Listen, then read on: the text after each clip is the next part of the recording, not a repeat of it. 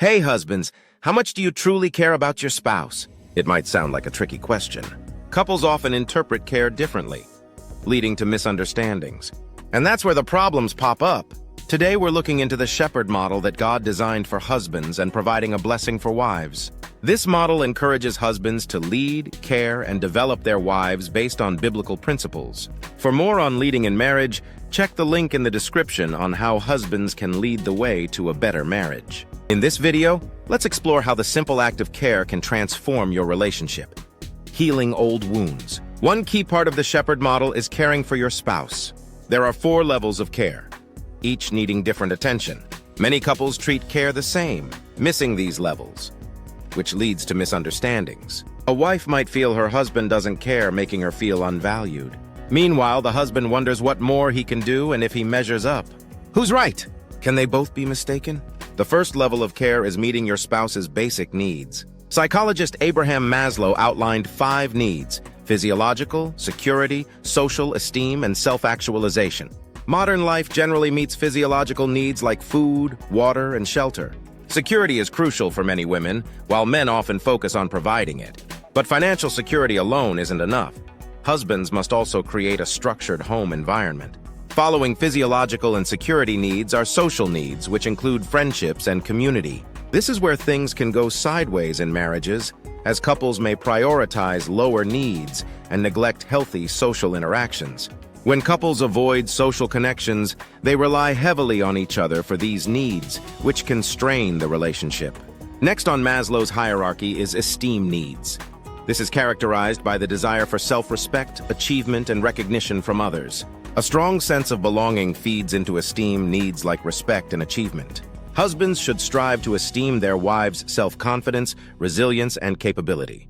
Unmet esteem needs can result in feelings of inferiority and helplessness.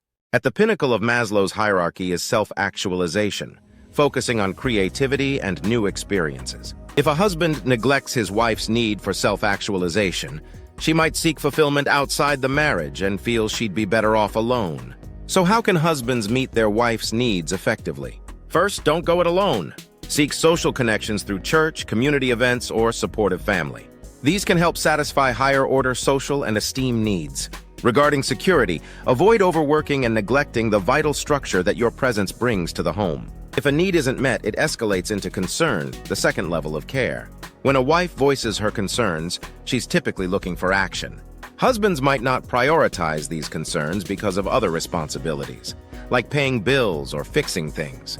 But maybe God wants you to focus on her concerns first. Husbands, are you busy working on projects while your wife is seeking more family time?